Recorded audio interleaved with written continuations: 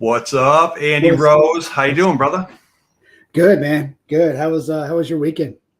It was phenomenal. I actually got to relax a little bit, which I know we were talking pre video.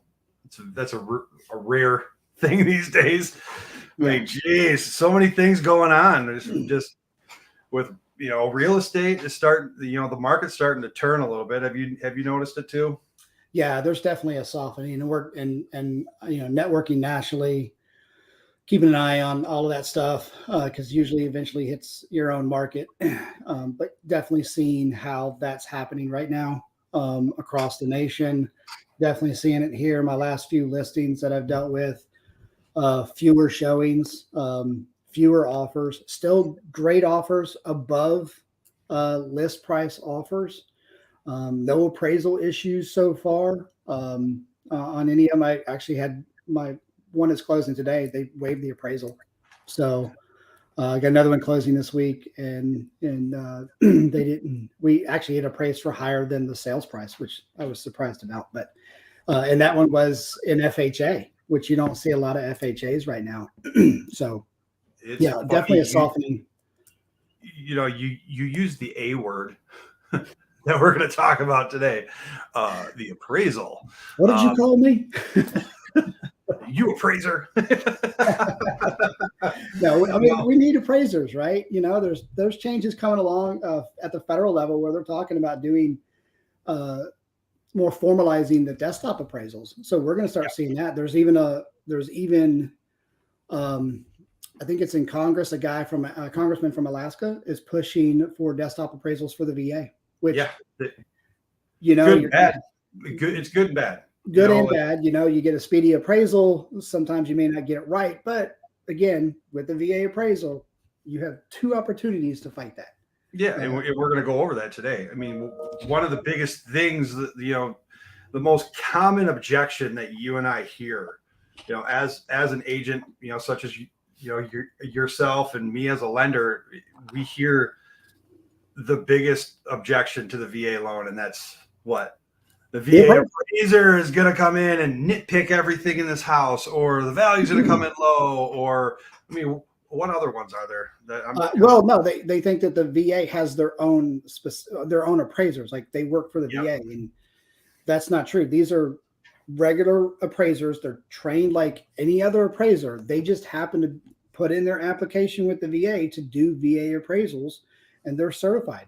They are the only ones that can do the VA appraisals, but they're trained just like any other appraiser, and they typically have quite a bit of experience and training outside of that to make sure that they are good appraisers. It's not Joe Schmuckatelli just got his appraisal license and was just released out of their mentorship and everything, and I want to go get my VA certificate to do appraisals. And a lot of times those guys don't get in because they just don't have the experience. Did PFC Schmuckatelli just make an appearance on our Schmuckatelli, man? So, I mean, the key part or the key takeaway from what you're talking about is it's a disinterested third party that's providing the value, their opinion of value on the property. They're not hired, they're not employees of the VA. No, right? They're these same appraisers that you see every single day, if for a conventional or FHA or USDA appraisal. The only difference is, from my understanding of it, a VA approved appraiser has gained enough experience or appraisal hours to warrant being on the VA approved list. Right. So these are experienced appraisers. So, kind of the underlying theme of all of our videos is A, who you work with matters, but B, identifying and making mistakes, but correcting those mistakes with future behaviors. And the VA has done that. They've identified the process, the appraisal process back in the early 90s. They found the shortfalls and the pitfalls, and they've corrected that, and they've done everything in their power to overcome it. But we as an industry are not helping out matters when we're still holding them accountable for the stuff that happened in the late 90s. Right. So we're going to take this one on head on. Okay. Yeah. We will talk through what the VA requires of the property and the VA appraisal process, and we'll provide some stats and data, and we will go from there.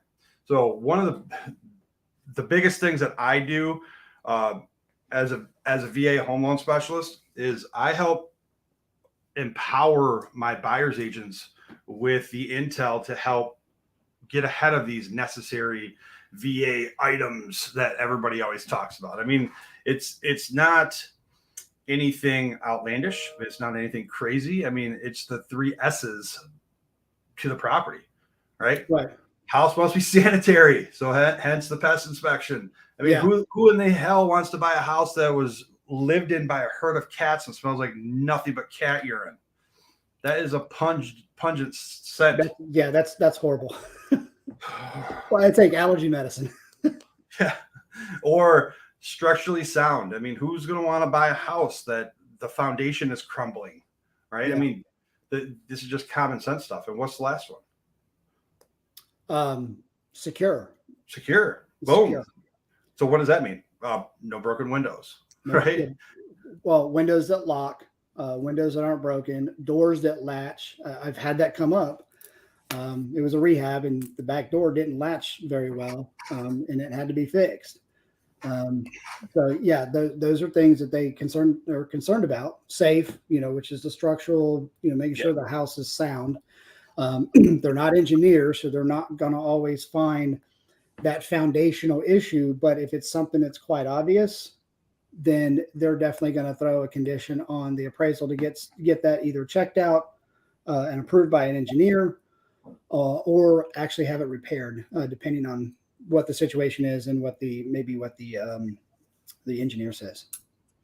Yeah. So as a buyer's agent, it's on on them to walk through with the critical eyes. I mean, they're the boots on the ground, right? So they're doing their best to protect their client, and that's what every agent should strive for, and every lender should be going after. So what tips do you have for a buyer's agent going through a property with a veteran? I would say, to be honest with you, not to nitpick, and that's what the home inspector is there for, is to nitpick. They're supposed to find stuff. They're going to find stuff. But some of those really small things, I've seen houses get hit for chip paint. And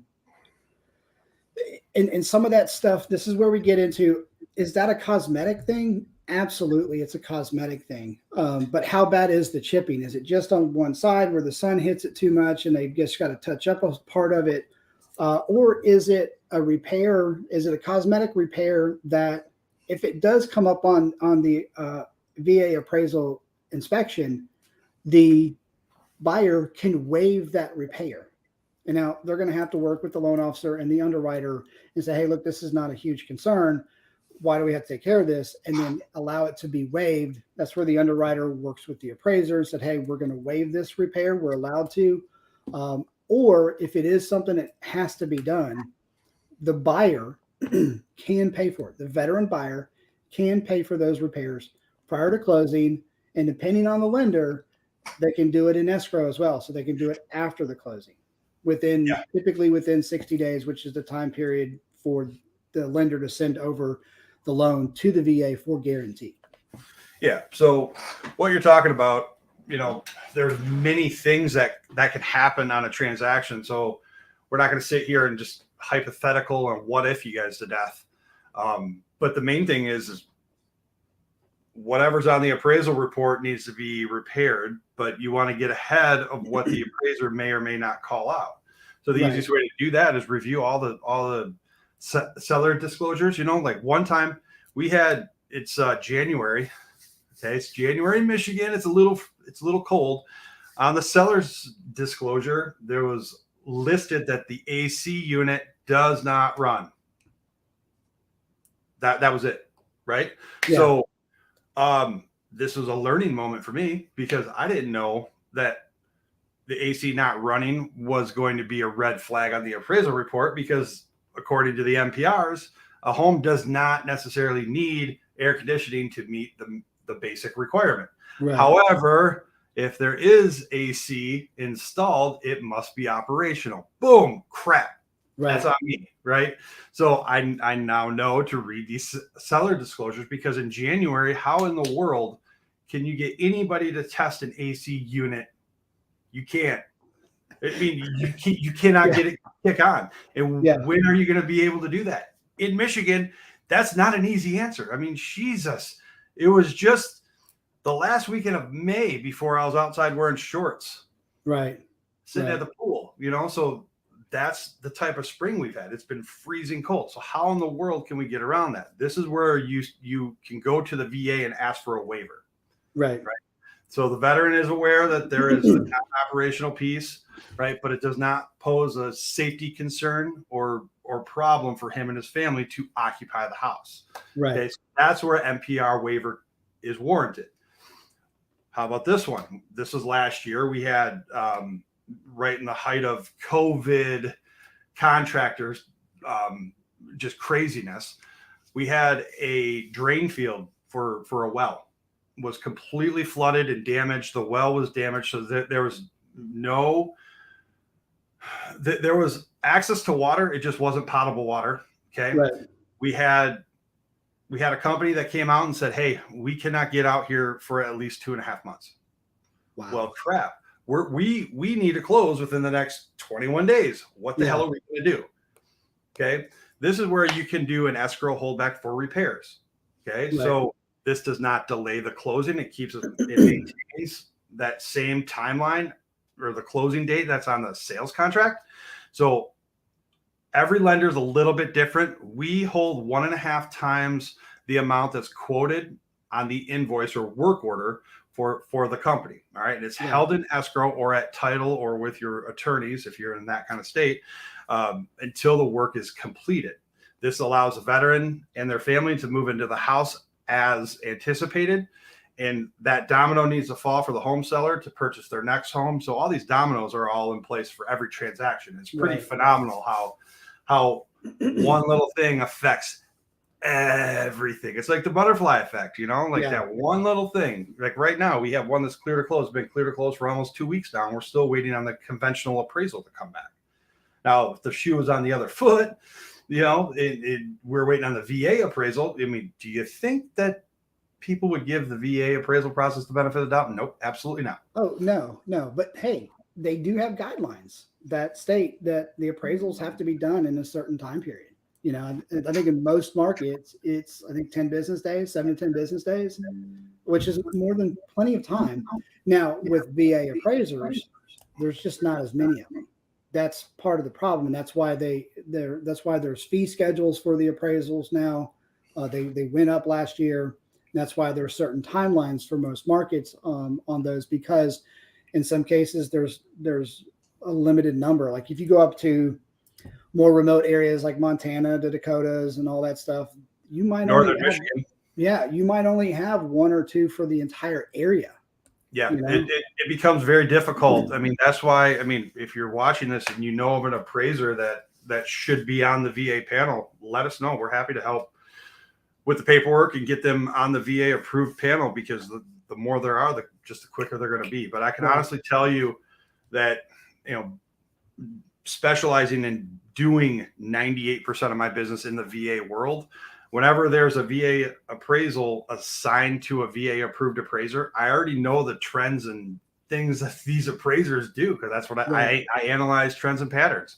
And I know that if it's assigned to this person, they're going to do X, Y, and Z. So I need to proactively get ahead of it. And because of that, we have very little issues with the turn times of the appraisals around here. Right. Now, we just had one that we closed last month. That was in the northern part of the Upper Peninsula. So the UP, right? Where there might be three VA approved appraisers to cover thousands of miles. I mean, the UP is massive and huge. So this one did take a little bit because they just didn't have the time. And you have to kind of be understanding about that. You can't be, I need it now. Because I mean, Right. what happens, if the shoe's on the other foot and somebody calls me and they're demanding me to drop everything to help? It's like, I don't do well with people bossing me around. Right. Right. I'm So, the same way. so I mean, that's what the VA requires for minimum property requirements. I mean, the VA protects the veteran from themselves, and they also protect the veteran from predatory people. I mean, Right. let's face facts. If we're going to hold the VA accountable for the stuff that happened in the early 2000s, I'm going to hold the agents and lenders accountable too. Exactly. Right? Especially I know now, because it's the agents and lenders that should know more about this, because this is what we do day in and day out, right? Your basic veteran buyer isn't going to know everything. As much as we try to educate them, and we wish that they would, and that's what we're working towards. It's the professionals that they hire to do the loan and to help them find a house that should know this stuff and have it readily available to explain to other parties, like the listing agents, if you're a buyer agent, and to the veteran and everything. So I think that's really the key with all this is education, education, education. Who you work with matters, especially when it comes to the VA home loans. That's the biggest thing. Usually one of my first questions to an agent that I talk to that's having issues with the VA home loan, my question is, well, who's your lender? How good are they with VAs? How many do they do a year? How many have they done in the last few years? Because if it's not many, they probably shouldn't be doing them, and they should be referring them out to somebody who does them more often. So that way the veteran, the buyer, the client is better taken care of overall. Yeah, absolutely. I agree 100%. So let's talk over the VA appraisal process. I think the appraisal process in itself is incredible. Yeah. I mean, so the latest stats from the VA from 2021 are showing that 91% of all VA appraisals last year came in at or above value. Right. 91%. Yeah. So I mean, and that's huge. That is massively huge. So what happens in the off chance, or the 9% chance that it comes in low? There's two ways in which you can get your value back. Right. The first one is Tidewater. Right. Well, 48 hours for lender agents to provide comparable sale homes to the appraiser to justify the purchase price. Right. Now, this is what the appraiser calls. The appraiser calls for Tidewater because they're not seeing the values in the comps to match the sales price. And they're asking for our opinion and our knowledge and what we use as buyer agents and listing agents, what we use to get to that number. Now, in this market where we're seeing everybody go over the asking price, things were happened very quickly. So sometimes you did have a lapse in the market where things are going up quickly. The appraisals are not able to keep up with that numbers wise. But I think last year we were definitely able to get that through. But the Tidewater is what, I don't want to get off on a tangent, but Tidewater is what the appraiser calls. And you have 48 hours to return all of your information to the lender, and then they feed it back through the appraisal management company to the appraiser and everything, or in this case, the VA, to get over to the appraiser so that they can review what we're looking at. Because as much as they're in the market, so are we. And we are two different entities. We look at things differently. So sometimes we can give them something that they may have missed. Correct. And what I think I'm going to ask you, how do we handle the appraisal gap? That this beautiful appraisal gap guarantee that's been floating out there, and the fact that, hey, the VA doesn't allow that, does it? No, they do. They absolutely allow for the veteran buyer to pay over the asking price, over the appraisal amount. Now, what the VA will consider that is a down payment, right? You've got to cover that gap. They'll only guarantee the loan up to the appraisal amount. Well, if it's $100,000 and they've gone to 125, do they have the 25,000 to cover the difference? If they do, that becomes a down payment. They've got to show proof of funds that they have that money there. So that does allow it. Now, you will get pushback from listing agents about the amendatory clause or the escape clause that allows a veteran, and this is very similar to FHA, but allows a veteran to back out at any time and get their earnest money back, because there's no penalty for backing out because it did not appraise. However, that's not really the intent, especially in this market, the intent of what the VA wants. The VA wants the buyer to be able to close on the home. It's to the benefit of the veteran. So in a lot of those cases, we try to get around that amendatory clause. It's something that has to be there. But if the funds are there, they have contracted and stated in a contract that they were willing to pay over the appraisal amount up to a certain amount, and if they have the funds to do so, then they should do so, and they should be held accountable to do so. Correct. So that's where the fine line is when it comes to that stuff. And I know, like in my area, the sales contract goes out first, and then the amendatory clause comes after. So the amendatory clause is an addendum. An addendum trumps the original contract. It's right. A modification of it, right? So there's a lot of confusion on whether or not the veteran is held liable to what's on the sales contract, or if the escape clause trumps that. And my understanding of it is the VA stance is, hey, at the time of the offer was turned in, it was the veteran's intent to pay the appraisal gap. So therefore, they're holding the veteran accountable to what's on the sales contract. Right. The escape clause is kind of a moot point right?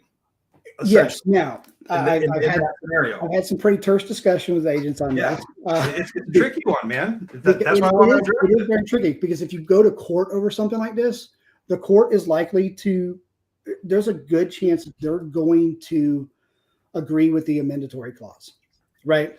But part of the problem too is that, at least in your state, and it's very similar in other states, where there is an addendum, and you don't always get it with the contract. It's done after everybody has agreed to the numbers, right?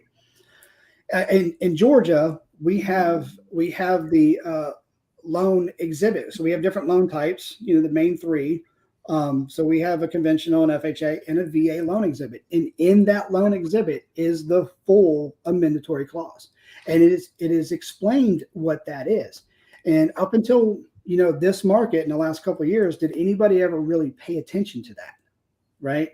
But now that we're talking about low, the accusation or the misinformation about low appraisals, we get that pushed on the veterans a lot now.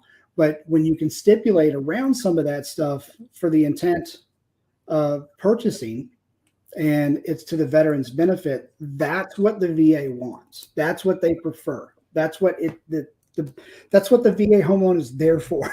So I really think that you have to know about it. You have to advise on it.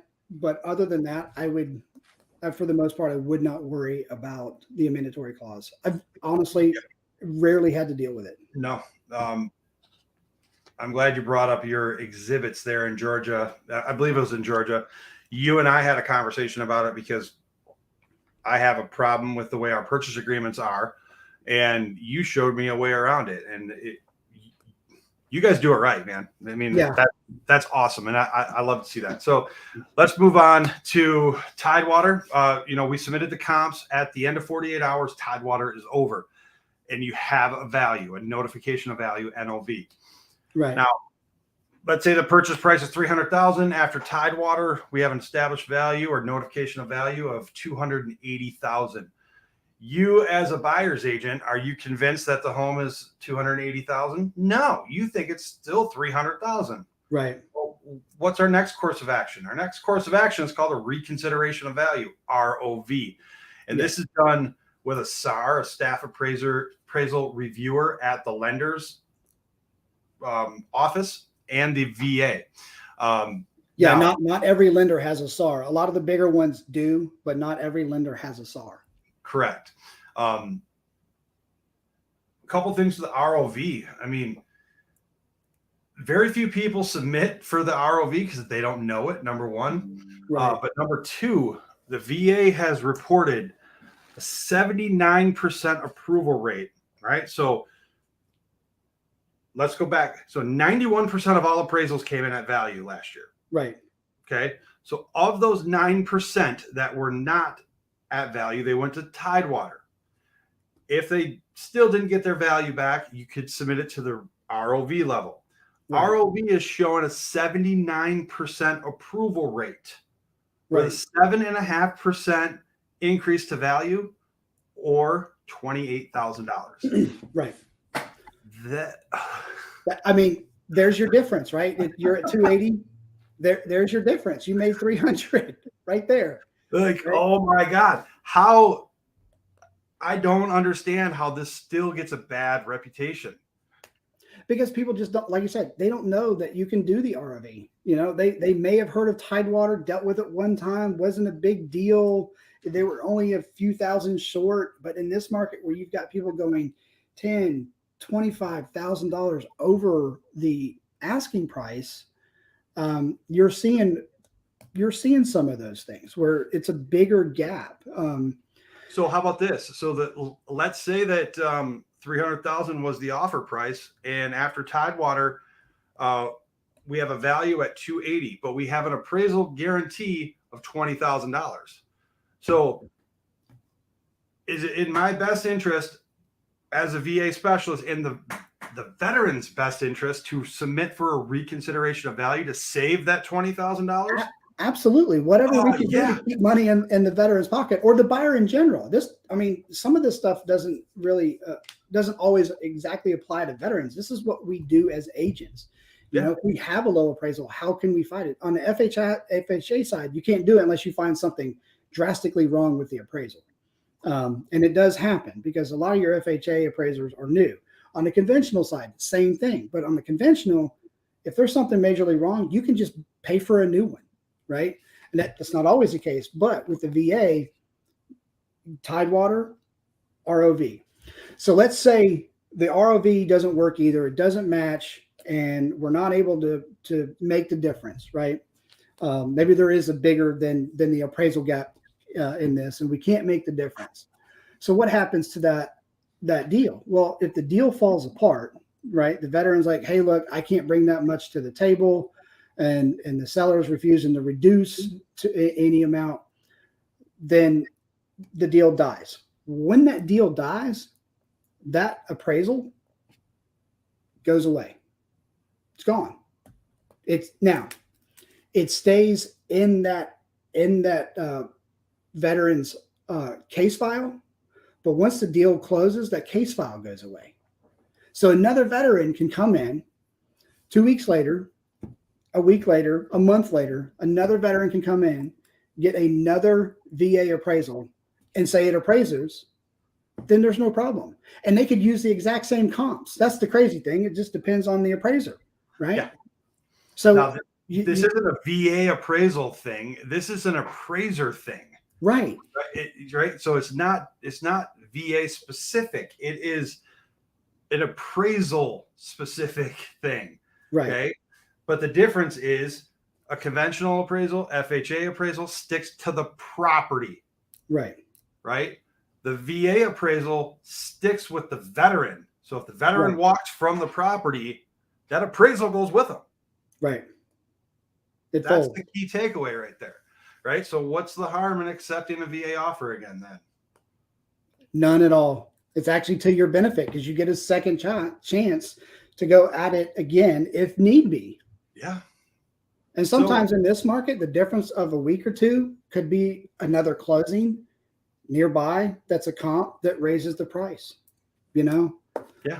Or, I mean, again, it's who you work with is everything in this market, as we're displaying right here. These are things that many agents and lenders don't understand with the VA process because they're just not well versed in it or experienced. And that's okay if I'm working with a buyer's agent who has never had a VA transaction before. That's okay. I will hold their hand right through the entire process. But can you imagine a brand new buyer's agent who's had no VA experience? Couple that with a lender who's done one VA transaction in the last 5 years, and a listing agent who's had 2 VA transactions over the course of 3 years. Right. That's where the problem comes in, because it's a very egotistical industry on, as lenders, as real estate agents. Yeah. And it's very rare that you see somebody take a step back and humble themselves and listen to what's going on, unless you have somebody who actually bona fide legitimately knows what the hell they're talking about. And that's where, like I said, I'm heavy on listings. That's generally most of my business is listing in the last few years. And it's a benefit to my client, my sellers, that I know and understand VA, because it gives them another option. Because you're going to get, right now in this market, you're going to get cash investor offers. You're going to get conventionals. You're going to get VAs, and you might get some FHAs at certain price points. But knowing that instead of just saying, hey, we're going to throw away FHA and VA and just worry about cash and conventional, well, those aren't always the greatest deals either. It depends on the program. What are they putting down? What are their other finances? Knowing that the veteran has been better vetted with residual income, so that we know that, and that helps with saying, hey, here's a third option. We have a veteran, and I think that's really the biggest benefit on the listing side, is to understand all of this so that you give your clients a better understanding of the VA process, and another option for offers instead of just being limited, especially now when we're seeing less offers come across. We're seeing less showings. The market is in a shift. My last listing a couple weeks ago, that when it went live, we had 4 showings the first day, none the rest of the weekend, 2 offers, 1 cash, 1 VA. What's wrong with the property, Andy? Right? Nothing. What's crazy is a house will go on the market on Friday and it's still on the market on Monday. Instantly, everybody's like, what's wrong with the house? Well, yeah, but see, that's what I explain. What I usually do is I try to get it on the market Thursday, if not Friday morning, give until Sunday for showings, right? And then make a decision either Sunday night or Monday morning. But, you've already got a bulk of your offers in the first day or two. Yep. And that's typically what's happening. But we've been seeing a downtrend for at least a year in the number of offers and the number of showings.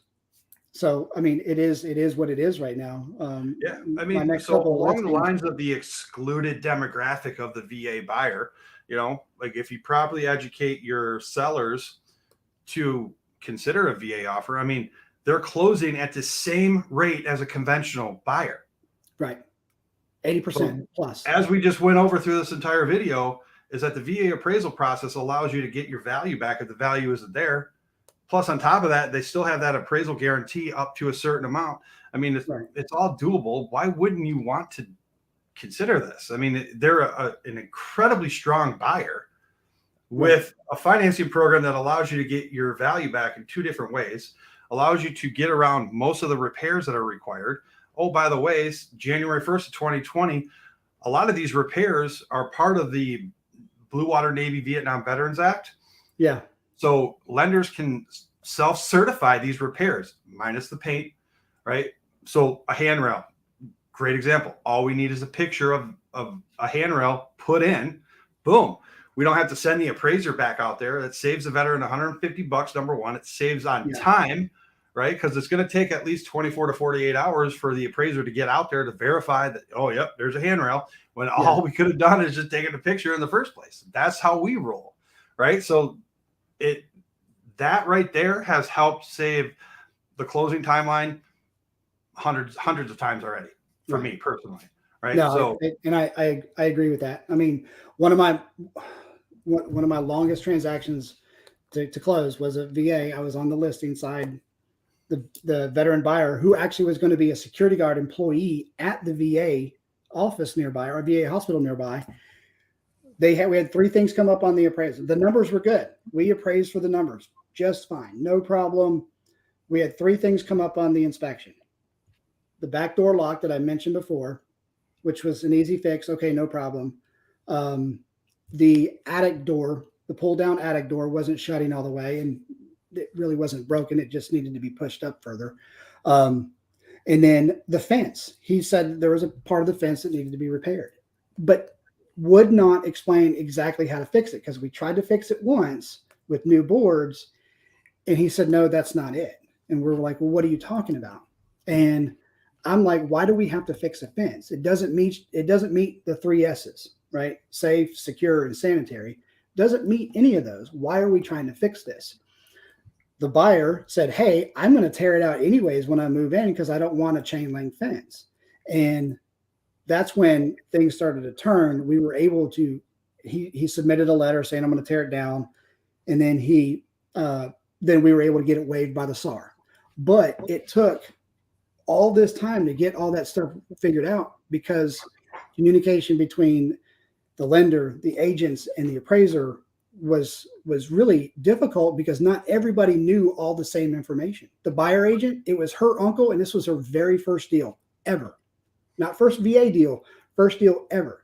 So it was nothing but a learning process for the agent, the veteran, the loan officer, the underwriter, because I had to bring all of this information, right? And my client's getting frustrated, like, hey, what the heck? I'm making more payments on this thing. This was an investment property. I'm losing money. And I had to explain to them, I have to educate everybody in this process. And that's exactly what I did. But it got the deal closed. There you go. That's why the listing agent needs to know about VAs. We're going on 37 minutes. Let's start wrapping this up here. But I think towards the end there, we started uncovering what our next topic could be. Qualification for the VA loan, residual versus DTI. What income can you use? You're getting ready to retire, but they haven't given you your retire letter yet. What income can you use? Because many lenders are going to tell you, no, we need something in writing.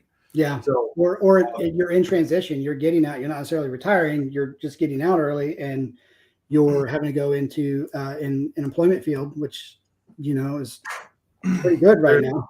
There's quite a few. I've helped quite a few active duty members coming off active duty, going into this program, and I'm drawing a blank on the name, but essentially it allows you to remain on active duty for the last 8 to 6 months of your enlistment. Wow. And you essentially job hop. There's eight different fields in which it's like a tryout, like a 4-week tryout, in security, medical, this, that, the other.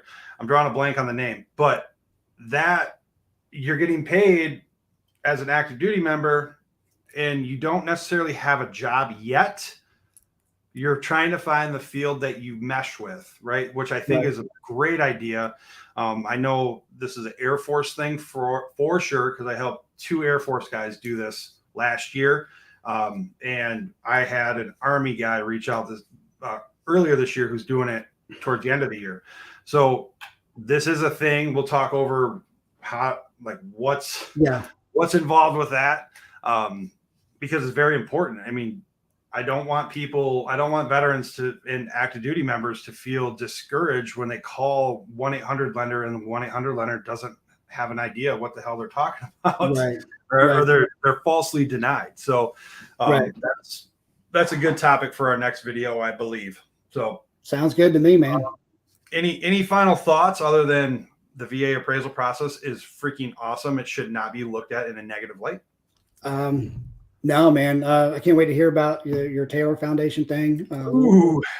We'll touch on that on the next one next week. There's still time for the private meet and greet. If anybody's watching within a 5-hour drive of Grand Rapids, Corey Taylor, lead singer of Slipknot, is coming into Grand Rapids tomorrow, June 2nd, as part of the Knotfest Roadshow tour stop. Knotfest has Cypress Hill and Slipknot and a couple other bands. Corey has donated 2 VIP concert tickets, which we did the drawing last night, and he offered up 1 hour of his time to do a private meet and greet, small concert, take photos, talk, talk and meet with fans. It's going to be a great experience. If you want to if you want to be a part of it, head over to 92for22.org. Yeah. And under the events tab, you can register to join us tomorrow afternoon. So, yeah, if I would live closer to it, dude, I would definitely be there, man. Dude, if we had any more than 2 weeks of lead time, I'd fly you up. But we had 2 weeks of lead time, and Corey did a Zoom call with a guy named it was the Zane Show. He's a pretty popular radio guy here in West Michigan, and he was saying that the Taylor Foundation, which they identified 92 for 22 as a beneficiary, the Taylor Foundation was formed May 14th. Wow. And we found out about it May 21st. Wow. Wow. So this is all just coming together last minute. So yeah, they're getting things figured out. You're getting things figured out. So it's all good. But other than that, man, have a great week. You too, man. Semper Fidelis. Hoorah. Stay out of trouble, my man. And as always, great conversations. Have a great week. Get after it. All right. Talk We'll soon, see man. y'all.